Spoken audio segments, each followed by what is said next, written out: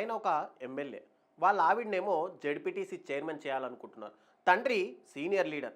వారసుడిగా కొడుకు political entry కోసం లోకల్ బాడీ ఎన్నికల రంగంలోకి దిగబోతున్నారు. ఒక ఆయన కోడలను బరిలోకి దింపాలనుకుంటే మరొకరు భార్యను పోటీలో పెట్టి గెలిపించుకోవాలని ఆరాటపడుతున్నారు. ఇలా తెలంగాణలో పలువురు నేతల వారసుల పొలిటికల్ ఎంట్రీకి స్థానిక సంస్థల ఎన్నికల్ని అవకాశంగా తీసుకుంటున్నారు. స్థానిక పోరులో బరిలో దిగనున్న పొలిటికల్ వారసులు ఎవరు, ఎక్కడి నుంచి పోటీ చేయబోతున్నారు, ఏంటా ఈక్వేషన్స్, ఆ వివరాలు మనం ఒక్కసారి తెలుసుకుందాం. భవిష్యత్తులో ఎమ్మెల్యేలుగా, ఎంపీలుగా ఉన్నత పదవులు చేపట్టాలని ఆశపడుతున్న రాజకీయ వారసులు లోకల్ బాడీ పోల్స్ లో పోటీ చేయడం ద్వారా పొలిటికల్ ఎంట్రీ ఇచ్చేందుకు రెడీ అవుతున్నారు. ప్రభుత్వ సలహాదారు సీఎం రేవంత్ రెడ్డి సన్నిహితుడు వేం నరేందర్ రెడ్డి కుమారుడిని గంగారం జెడ్పీటీసీగా పోటీ చేయించే ఆలోచనతో ఉన్నారట. ఇక మహబూబాబాద్ జెడ్పీ పీఠం జనరల్ కావడంతో ఆ పదవిని దృష్టిలో పెట్టుకుని కొడుకుని బరిలో దింపి జిల్లా స్థాయి పోస్టులో కూర్చోబెట్టాలని వేం నరేందర్ రెడ్డి ఆశపడుతున్నారట.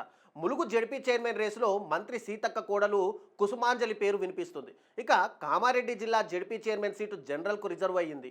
దీంతో కాంగ్రెస్ నుంచి బాన్సువాడ ఎమ్మెల్యే మాజీ మంత్రి పోచారం శ్రీనివాసరెడ్డి కుమారుడు పోచారం భాస్కర్ రెడ్డి పోటీ పడబోతున్నారట. బీర్కూర్ నుంచి జెడ్పీటీసీగా పోటీ చేసి జెడ్పీ చైర్మన్ రేసులో ఉండాలని కలలు కంటున్నారట పోచారం భాస్కర్ రెడ్డి. ఇక బీఆర్ఎస్ నుంచి కామారెడ్డి మాజీ ఎమ్మెల్యే గంప గోవర్ధన్ కుమారుడు గంప శశాంక్ పోటీ పడేందుకు ఆసక్తి చూపుతున్నారట. నిజామాబాద్ జెడ్పీ చైర్మన్ పీఠం బీసీ మహిళకు రిజర్వ్ కావడంతో కాంగ్రెస్ నాయకురాలు ఆకుల లలిత పేరు ప్రధానంగా వినిపిస్తుంది. ఇక బీఆర్ఎస్ నుంచి మాజీ ఎమ్మెల్యే బాజిరెడ్డి గోవర్ధన్ కోడలు లేదంటే ఆయన భార్యను పోటీలోకి దింపే అవకాశాలున్నట్లు పార్టీ నాయకులు చెబుతున్నారు. సంగారెడ్డి జెడ్పీ పీఠం ఎస్సీ జనరల్కు రిజర్వ్ అయింది. ఈ స్థానం కోసం మంత్రి దామోదర్ రాజనరసింహ తన కూతురు త్రిషాను బరిలోకి దింపే ప్రయత్నం చేస్తున్నట్టు టాక్ వినిపిస్తుంది. ఆమె ఆందోళన నియోజకవర్గంలోని చౌటుకూరు నుంచి జెడ్పీటీసీగా పోటీ చేస్తారని లోకల్ లీడర్లు చర్చించుకుంటున్నారు.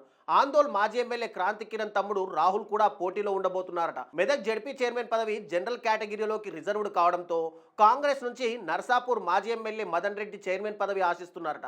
ఇదే స్థానం కోసం మెదక్ మాజీ ఎమ్మెల్యే పద్మా దేవేందర్ రెడ్డి కూడా బీఆర్ఎస్ నుంచి బరిలో ఉండబోతున్నారని టాక్ వినిపిస్తుంది.